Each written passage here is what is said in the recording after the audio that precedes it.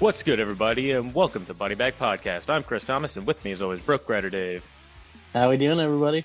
Before we get started, I just need to go ahead and dedicate this episode to the two lovely ladies who always point us in the direction of some new and talented people. Talking about twins and talent, so this one's going to go out to Haley and Hannah over there. But today, we got with us, promoting his newest book, Infernal Moon.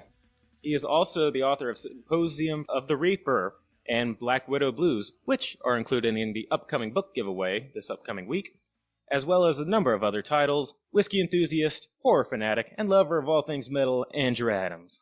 Hey guys, thanks for having me on. Hey, thanks for taking some time. Yeah, thanks for being here. Absolutely, it's a pleasure. And also thank you for choosing Evil Dead 2, because even though I call myself a horror podcaster, that's one of those movies that is a long list of like movies of how have you not seen it. So thank you for giving me an excuse. Yeah. Oh, you've never seen it before? I've seen Evil Dead, was it 2013, and Evil Dead Rise. So I haven't so seen. you've never seen Army of Darkness yet either? I haven't seen the two arguably best ones of the entire franchise. Okay. I wouldn't say best ones of the franchise. I'd say Evil Dead 2 is probably the best one of the Sam Raimi directed ones. So. Just to give just some perspective here, I just saw The Exorcist, how many months ago? 4 or 5 months ago? Yeah, that's true. So, I think I know what I'm talking about when it comes to horror, I think. But Dave, you actually started reading. Yeah, I got into Black Widow Blues. Black Widow Blues, which is a pretty interesting premise for a book. So, don't want to give away too much, but the main character, Kim, she has a very weird addiction of eating spiders. And how do you come up with a premise like that? Weird kink. Yeah. Where the idea came from, that one, I don't know, honestly. That one was one of those just like snap of the fingers, aha type of ideas. You know, I dabble in horror and a lot of transgressive I bounce back and forth. I do a lot of gore, but I do a lot of psychological stuff. That idea was just kind of like that little light bulb went on, and I ran with it. Was like, let's just take this as far as we can go of a girl eating spiders. All right, now I'm only gonna dip my toe into this a little bit. I'm only gonna ask. I'm not all due respect, I'm not gonna read it. Me and spiders don't. Spiders don't gel. Chris has bad arachnophobia. But does it have anything? Did the idea come about all of the notion of? Now I don't know if it's a old wives' tale about people swallowing spiders in their sleep, or anything like that. I've heard that. Yeah, I've heard it. I don't know. The idea just kind of came from me being not really afraid of spiders at all, and lucky, having a lot of fun that other people are. It's crippling out here, and I'm in California. We have a lot of black widows, so that's the only one that we have to watch out for. I think we got the only ones we got to worry about over in the East Coast is brown recluses. Yeah, I think those are worse. Oh, yeah. I know. We got both those in the Midwest. I'm fully aware. Midwest, y'all are out there in like nowhere. Y'all probably got weird Australia spiders out there in like middle of nowhere over there. Yeah, it's a good thing we're not in Australia though. Like their spider season's ridiculous. On a positive note, though, I was talking to my niece the other day. I was saying, this is who we have a guest. Uncle's got a guest that he's interviewing today, and I was going through your Instagram, and she immediately stopped when she saw the cover art for that. She said, "Oh my God, that cover art looks really, really cool." She liked the skull with the spider inside it and whatnot. How much input do you usually have when it comes to like your cover art that you make, or is there like negotiation with the illustrator, or do you usually say, "I want this to be this"? 50-50. The illustrator is my wife, so. Oh, that's cool. There you go. It's she's a photographer and she does graphic design for a living, so just a natural fit. And then we kind of keep the indie thing going, that everything's done in house between myself and my group of friends. So that's kind of how we wanted to do things. So I have input, but you know. That's pretty cool. That's I think that's a really cool dream, to just kind of have your own little group like for all your projects. That's pretty cool. Yeah, I couldn't really think of doing this another way. I have friends that do things for me as far as formatting, editing, questions, stuff like that. Just kind of a community we've built. And like you mentioned, Hannah and Haley, they've been tremendous in helping me promote things. And so we kind of just have this little indie group of people, and I'm happy with it. It makes my life enjoyable, and it gives me something to do outside of work. Yeah, you do it until it stops being fun, right? Yeah. Yeah, exactly. Yeah, I feel that. Do you have any more like questions about? I think I'm on like page 51 of 101. So really getting to know Kim, the main character. What was like your process of coming up with her and her struggles? Just used people that I've known that have struggled with various addictions, and just kind of played off of their struggles and things like that. I'm a welder by trade, so addiction's kind of hand in hand with Yes. with welders, it seems. So just kind of use that as a basis, and then it's kind of like a heartbreaking story. I don't want to spoil the end, but and then we just wrap that up in spiders. Yeah. It's really, really deep and really, really emotional, and spiders. Yeah. Yeah.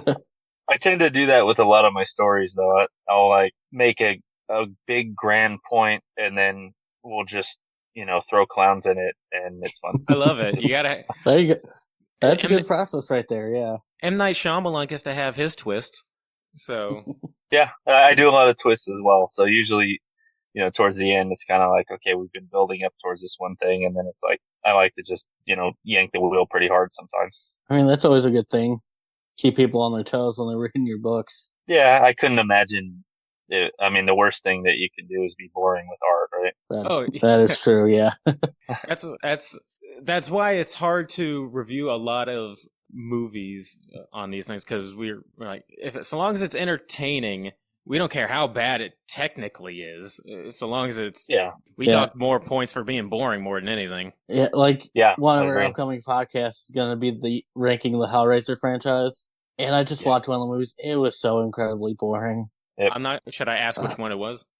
You'll find out when you finally watch. Yeah. Nice little tease, Dave. Yeah. But yeah, that is the worst thing. It's just being boring. Do you have any more, or we have? I have one or two more questions for a couple of other books. My last one would just be like, if this was picked up for a movie, who would you want to direct this movie? Director, wow. You mentioned I'm gonna go with Sam Raimi just because I'm such a huge Evil Dead nerd. Okay. Yeah, just some of the visuals. Yeah. That's actually a good segue into Symposium of the Reaper, because it says on Amazon that you were inspired by that and Tales from the Crypt. Yeah, just the kind of zany wackiness of both of those, and particularly with Tales from the Crypt, it was like, okay, you're gonna get a horror story, but it can be anything under the sun, and that was what I wanted to do for that project. And now Symposium of the Reaper, this is an anthology of stories. Is this correct? Yeah, those are all my stories. My goal going into it was no rules, no compromising, no anything. I'm going to write whatever I want. So you're going to have really psychological and kind of deep stories, and then you're going to have just a total gore fest the very next story. Now, this is something I don't know if I've asked this of any of our other authors, but how many of these short stories in these anthologies started out as potential full-length books on their own, or are all of these like, I want to make a bunch of short stories, or did one of them not work out as a full length? For the most part, I went the opposite route. They were all short story ideas to begin with, and then I've been working to expand some of them. Okay. Yeah. That's so cool. some of these might be turned into it? More of the novella length, like Black Widow Blues, are a little bit longer. Oh, okay. I find that works, for the modern audience. It works pretty well. And I do a lot of novel writing as well, but the short stories and the novellas kind of capture people a little bit better in this day and age. Because I feel like, how many years have we been talking about our anthology, Dave, that we haven't touched it? I don't know how long, but I'd be the opposite, where it's like, these are all stories that I'm just too lazy to make into a full length book. Yeah, I'm at the point where I have 4 or 5 done. Now I'm just adding to them and they're becoming longer books. Dave, just go on without me, man. I'm just holding you back. I haven't Yeah, I'm touched just it in gonna I have to don't know how release long. my own one. I'll be your proofreader. All right, sounds good. And do we have your wife to thank for the cover for this one too? Does she do all of the book art? Yeah, she's done every cover so far.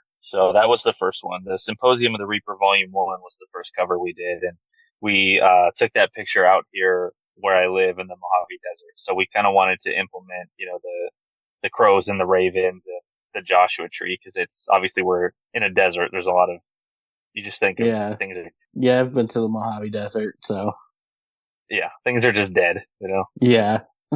And how many installments And are there in Symposium? there's 3 individual volumes, so 39 stories total. Ooh, And then I've really, the short stories I have a great time with. Yeah. I hear 39, and let me guess. When you just throw out a number like 39, to you probably think, yeah, that's still kind of low, don't you? I'm sitting here envious of the idea of 39 stories. It's one of those things that I've been doing this for about 4 years now, and That makes me feel when you even look worse. back, yeah, well, You're a machine. I just, I kind of fixate on things like writing, and it's like, it's just kind of my escape from the day job and things like that. So it's Yeah. kind of, I feel like I'm doing something wrong if I'm not writing every day, every single day. I'm glad you got the Yeah. discipline. Yeah. That's the Yeah, hard part right there, keeping up with it every day. Yeah, it's a double-edged sword because sometimes you're like, I really need to get some writing done. I really Yeah. shouldn't. I have other things to do. Yeah, I feel that. Well, you have 39, which is impressive to me. What would you say is your biggest hurdle within yourself that's keeping you from being the best you can be?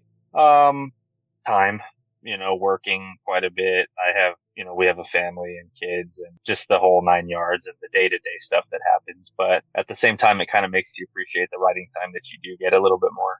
How much of family life bleeds into your work? As far as like ideas and inspiration, Yeah. Yeah. I'd say quite a bit. The family dynamic is something I use a lot too. Like you mentioned, Infernal Moon.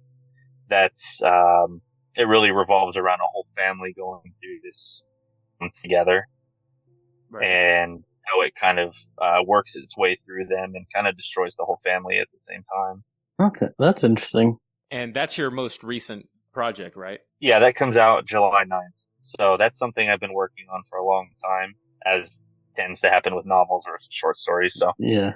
We're looking at sometimes a year and a half process for a novel between edits and things like that. So less than 2 months. Yeah. So, yeah. 7 weeks or so. Okay. I think And it's 7 weeks from today. Yeah, it's going to be out on Amazon. Yes, it'll be Amazon digital, paperback, and then at some point we'll do a hardcover. And then somewhere down the road, I'd like to do an audiobook, but that's a whole other hurdle. Okay. Are you doing any pre-orders for it, or? It's available right now on my website, www.symposiumofthereaper.com. That's the only place I have paperbacks available till July 9th. And then the Kindle is up for pre-order right now on Amazon. All right, you heard them, people. Hop on Amazon, go to his website, and pre-order his book. One other quick question, if we were going to be segueing, because you did mention that your books can get psychological as well as gory. Yeah. Well, when you hand it off to the editor, do they usually let you keep most of what you want in there when it comes to that kind of stuff?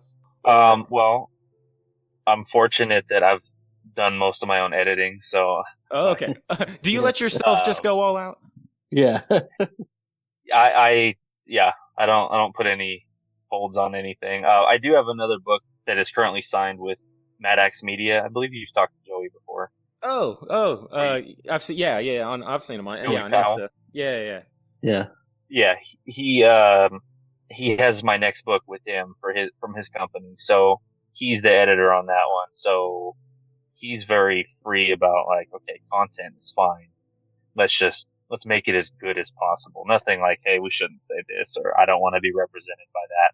And that book gets pretty gory as well. So maybe that's the reason why you're able to pump out so many, is because you're not being restrained of what you can put out. That's another big thing is, when you're editing your own stuff, you don't have to you don't have to have that months long back and forth. You just go through and clean it all up and make sure there's no typos. But I should also point out though that I have put out so much stuff because I was writing for several years before I ever published at all.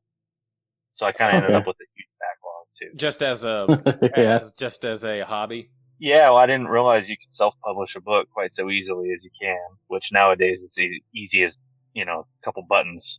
I thought you had to pay and, I would just think of the money situation would probably be the biggest hurdle.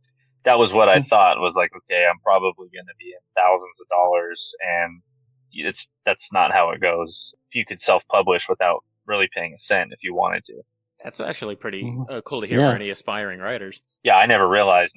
Nobody told me. So I ended up taking about 2 years before the time I wrote Symposium to the time I actually published it myself. It was about 2 years.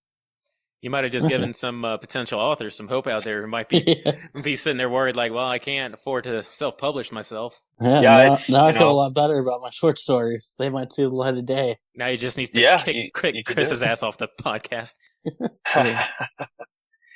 It's, there's a lot to learn about it still, and formatting and things like that, but it's doable.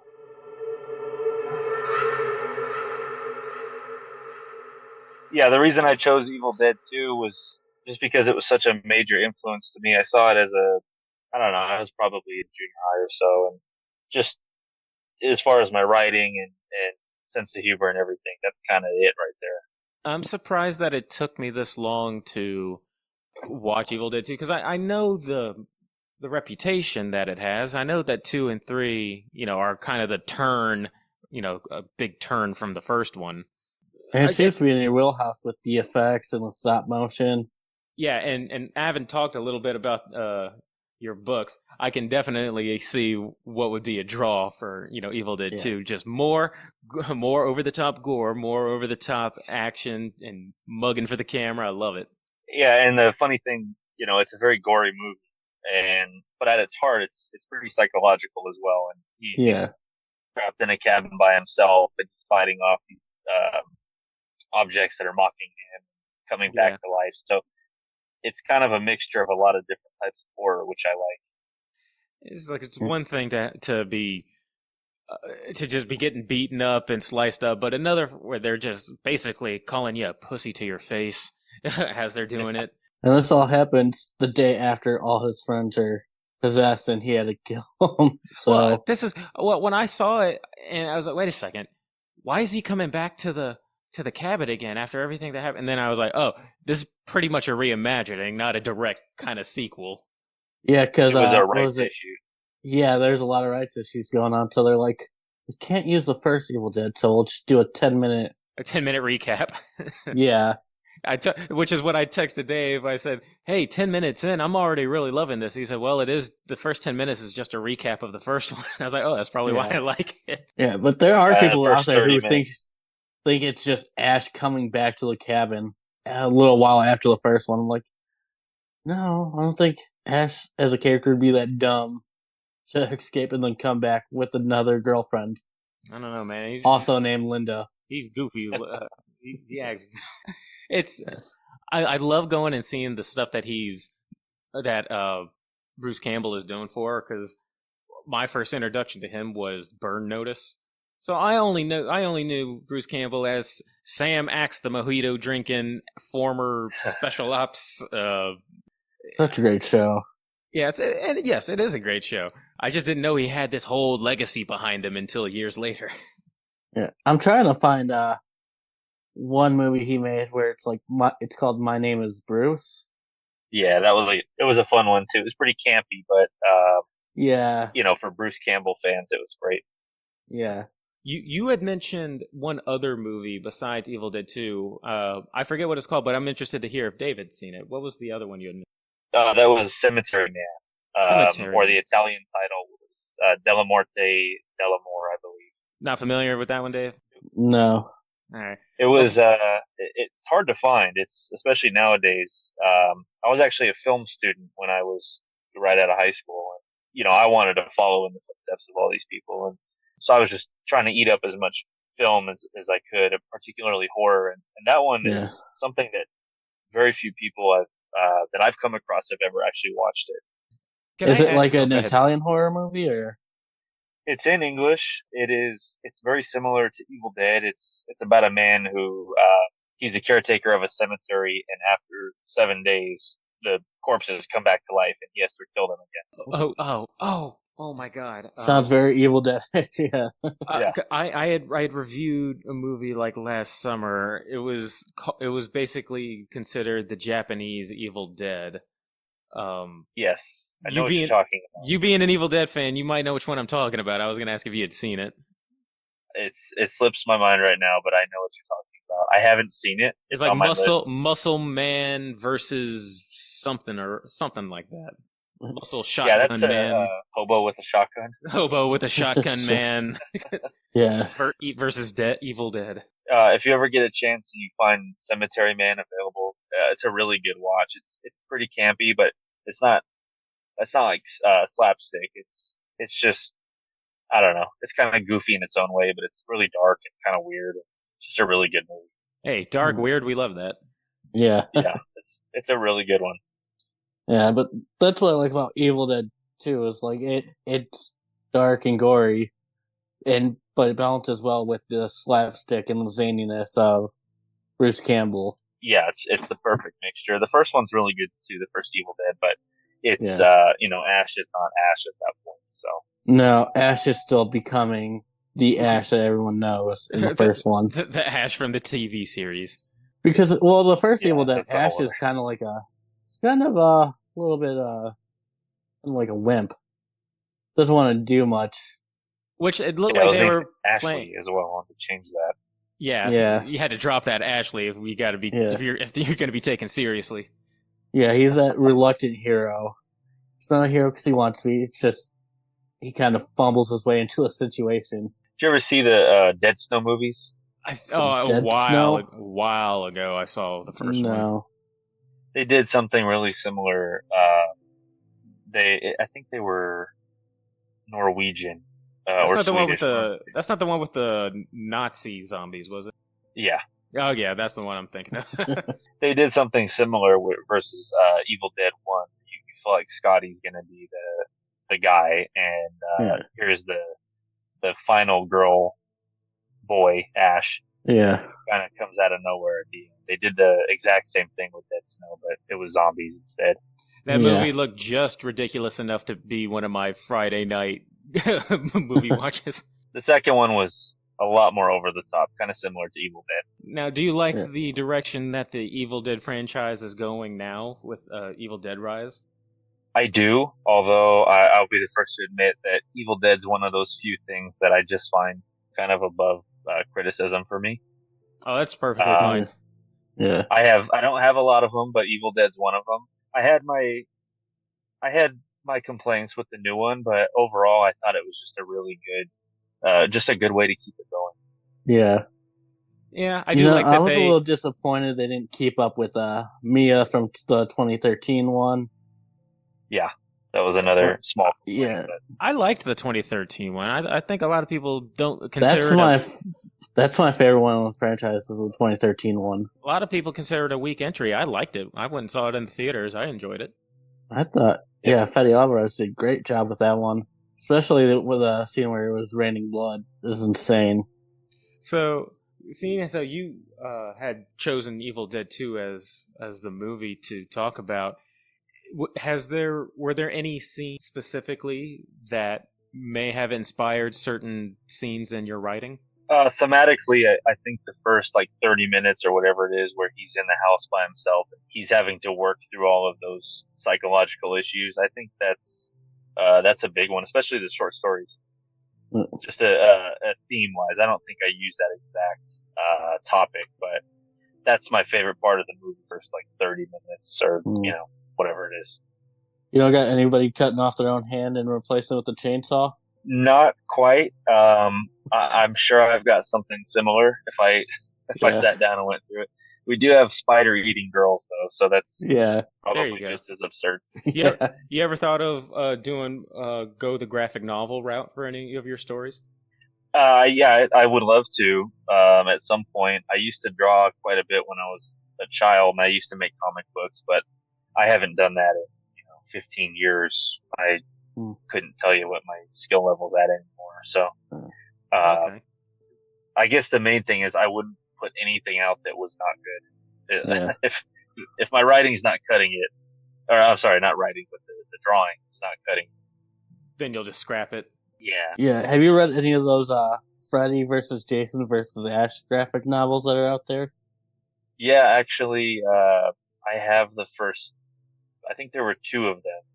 I have all of them. Yeah. Yeah, that was. I always loved Ash because he's kind of the unique character in most horror movies that you're rooting for the good guy as opposed to Jason or Freddy. Yeah. Yeah, I just found out those were comics. things like a couple months ago. I was like, that's insane.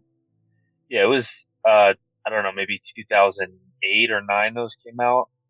Oh, wow. Something like that. Yeah. Sorry, Yeah. there's that is what I was looking for. Okay. There was a show that was very, very similar to like Ash versus Evil Dead. It certainly felt like it was trying to copy it. It was called Stand Against Evil. Yeah. Did you ever get into that? Because it certainly felt like it was like Ash versus Evil Dead-ish.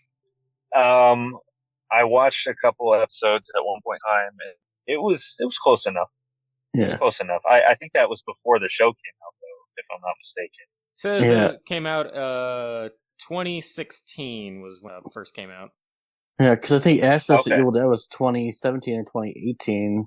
Oh, so Ash. Never mind. They copied Stand versus Evil, or Stand versus Against Evil. I'm still mad. I only got like 4 episodes in of Ash vs. Evil Dead before Netflix took it off their system. Did you ever finish it? No, I just watched like the first 4 episodes. Pretty good for a TV show. Yeah, it got better as they went, for sure. Yeah. I think that might have been Bruce Campbell's best portrayal of Ash so far. Well, let me ask you two. We've Evil Dead. I'm glad this has kind of just turned into just Evil Dead in general talk. Yeah.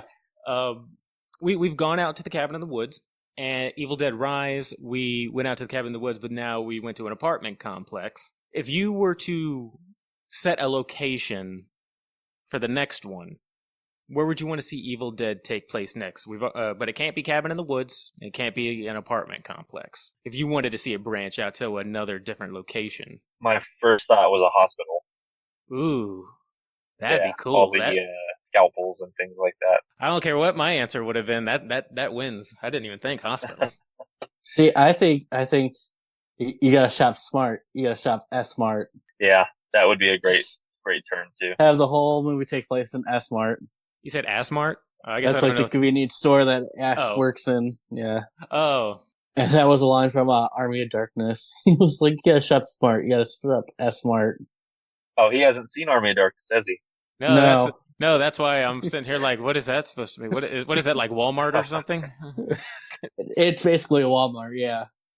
Yeah. Well, as soon as we're done and this renders, I'll put on Army of Darkness, and then I'll be up to speed. It's definitely more of a kid's version of a horror movie. It's not really a horror movie. It's more of a dark comedy. Yeah. And I'm gonna say, I'm gonna have my answer. What was that movie that I had you? It was a Sam Raimi movie, and you said you really, really didn't like it. It was my first slasher that I recommend. Intruders. Yeah. It'll take place in that grocery store. That would be a good one. Yeah. I'm surprised you didn't like that movie. I thought you would have enjoyed how goofy it was. I think it was just the dialogue in that movie just didn't click with me. Is Evil Dead 2 your favorite of the franchise? Yeah.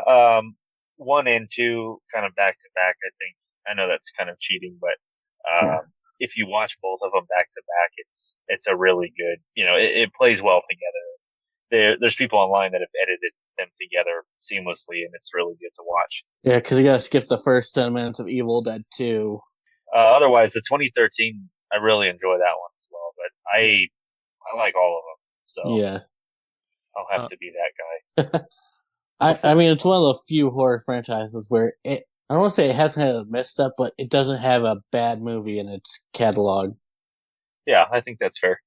Yeah. If you don't mind, I would like to just dip one quick toe. before kind of moving towards wrapping up, because we had mentioned how, was it Infernal Moon, that not only did Evil Dead inspire you, but Tales from the Crypt. Yes. Uh, As far as Infernal Moon. yeah, or just in general, like, is there a particular? I'll say of the newer ones that came out, the revival as well as the original movies. Do you have a favorite story? Favorite story, that's a tough one. I was really more drawn to the like the variety aspect and kind of the character of the Crypt Keeper, as the Reaper itself. But I think my favorites of the whole franchise in general, Demon Knight and Creep Show. Any anthology is great. Yeah, and Creep Show in particular, I think the final one with the guy in the apartment with the bugs, and he's just kind of obsessed over keeping the place clean, and the neurosis kind of takes over him. I think that was my favorite part of it. I think mine's probably the getting buried to the head, Ted Danson getting left for dead.